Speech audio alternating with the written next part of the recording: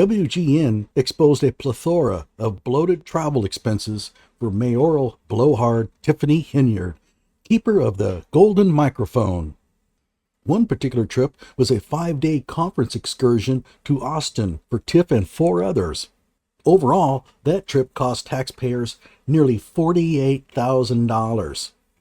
But how much should it have cost? Hello out there. I am trying to get through. With cold, blunt analysis cradled in the warmth of reasoning, it's time for Johnny Walker Dread to straighten you out on a thing or two.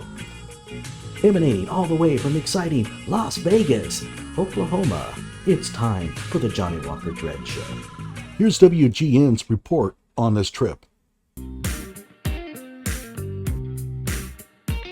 Let's look at one trip to Austin, Texas in July of last year. 5 people, including Mayor Henyard, for 5 days. While we previously reported the township was billed $27,000, we now know the actual cost was more than $47,000 when you factor in what Dalton taxpayers were charged.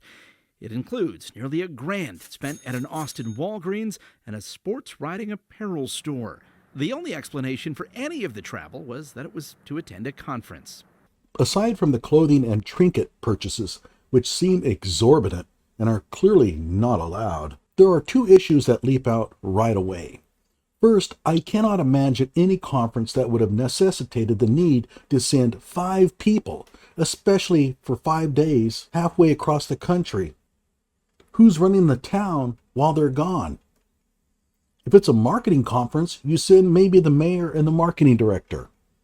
If it's a finance conference, you send the finance director and the village administrator. But in this exercise, I'll go ahead and budget for 5 people anyway. The second major red flag I noticed is the airfare. None of the agencies I have worked with would have allowed travelers to fly first class. Airfare is typically purchased by the traveler, or they are required to purchase tickets through a designated clerk.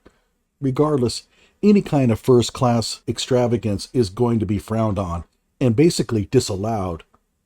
But the agencies I've worked with, essentially they're going to reimburse you for coach, and you're going to pay the additional out of your own pocket. Clearly that doesn't happen in Dalton.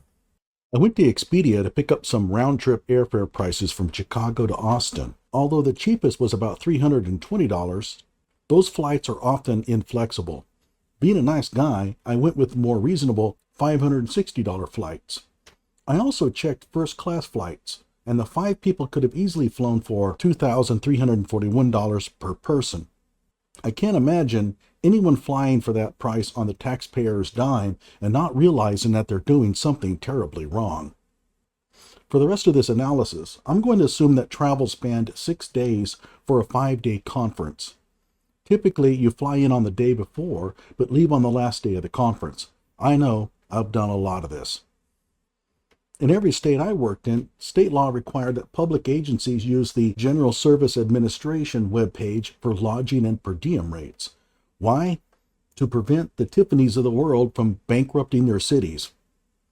According to GSA, travelers are allocated $184 per stay per person for lodging and $64 per day per person for meals. Typically, you only get a fraction of the per diem on the first and last day of travel, but I went ahead and budgeted for the full day anyway. Keep in mind that these are firm allocations. This is what you get. Spend more than the allocation, and it comes out of your pocket. I went to Hertz for car rental prices.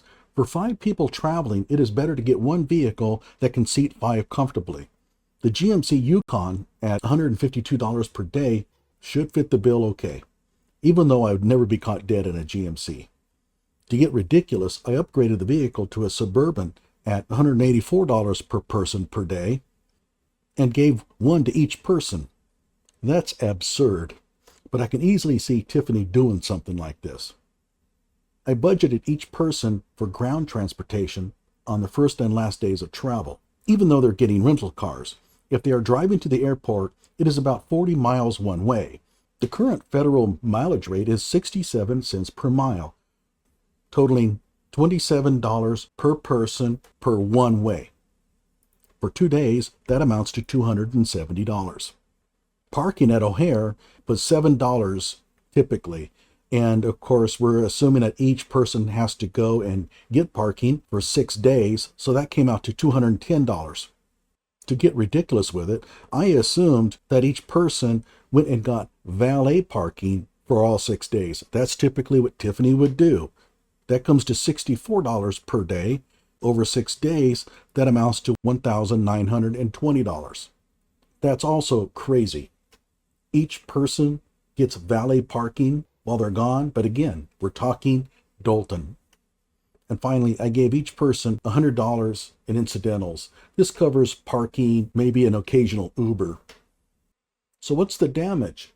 A reasonable expense report would show a total of $11,212, although it would probably approach closer to $12,000 by the time you factor in taxes and such. Even if a person is pushing the limits by flying first class and renting expensive vehicles for each traveler and getting valet parking for each person, they're still looking at only $26,325.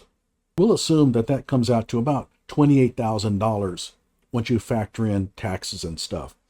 The actual cost of the trip came out to $47,475 according to WGN. They should not have spent more than $28,000, even if they were exorbitant. That still leaves an overcharge of nearly $20,000, almost $4,000 per person. Since this is just an average, you can bet that some in the party spent considerably more on themselves and some considerably less. Gee, I wonder who spent the most. This is raw theft, and any of the travelers engaging in this practice should face criminal charges. It matters not whether the mayor or Keith Freeman said it was okay. It's one thing to have Tiff or Keith get you your own expensive rental car.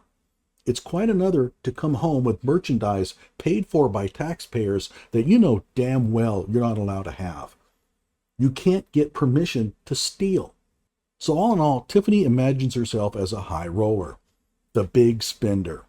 She is just the type of person who would order 5 rental vehicles, even if she knows she doesn't need them. If you're traveling with her and you know of a restaurant that serves great food, she won't want to go there unless it's expensive. She'd rather go to the most overrated, overpriced restaurant. It's financial vandalism. The thrill that Tiffany gets in ramping up expenses is much the same as a kid gets when defacing a painting. If she agrees to go to your restaurant, she'll order far more appetizers and drinks than the party can handle and leave a ton of food behind. And why? Because in her mind, that's what Al Capone or Nino Brown would do. Like my video, subscribe to my channel.